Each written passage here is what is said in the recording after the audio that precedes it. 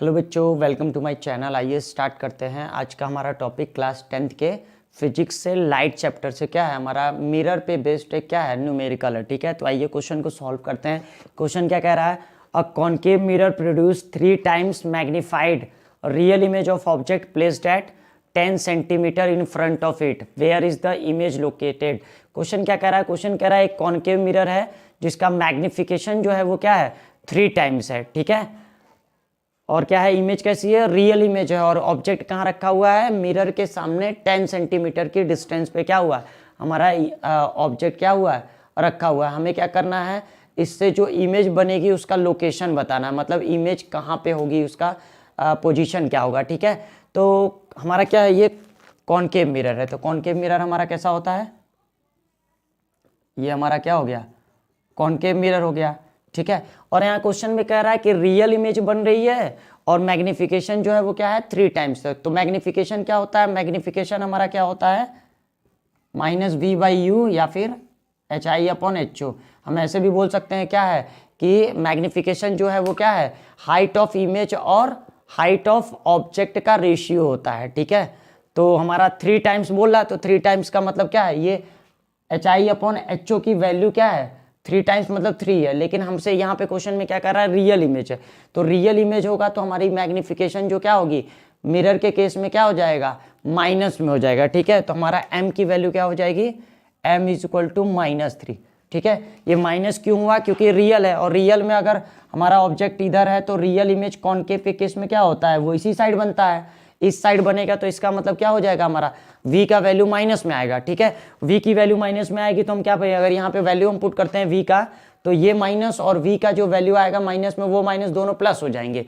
और u हमारा जो होता है वो क्या होता है, माइनस में होता है, तो जिसकी वजह से हमारा मैग्निफिकेशन क्या होगा, निगेटिव आएगा। तो m की वैल्यू हमारी क्या हो गई, -3। और क्वेश्चन में हमको क्या दिया हुआ है, ऑब्जेक्ट प्लेस्ड एट 10 सेंटीमीटर, मतलब ऑब्जेक्ट की पोजीशन दी हुई है। तो ऑब्जेक्ट की पोजीशन को हम क्या करते हैं, यू से डिनोट करते हैं। तो यू = हमारा क्या हो जाएगा, -10 सेंटीमीटर। ठीक है, -10 क्यों हुआ, क्योंकि मैंने आपको बताया हुआ है पहले भी कि जो हमारा ऑब्जेक्ट होता है वो कहाँ पे है, ये देखिए क्या है, इन फ्रंट, सामने ही रखा होगा, इस साइड तो रखेंगे नहीं।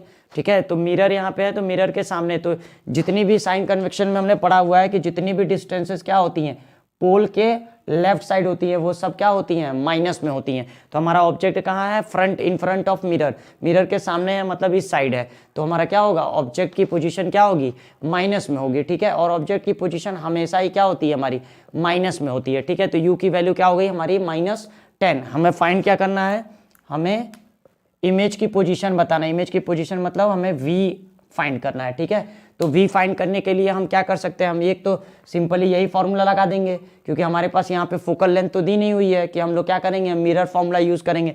तो हम क्या करेंगे, मैग्निफिकेशन का फॉर्मूला यूज़ करके ही हम लोग क्या कर लेंगे, v की वैल्यू फाइंड कर लेते हैं। ठीक है, तो m = हमारा क्या है, -v/u।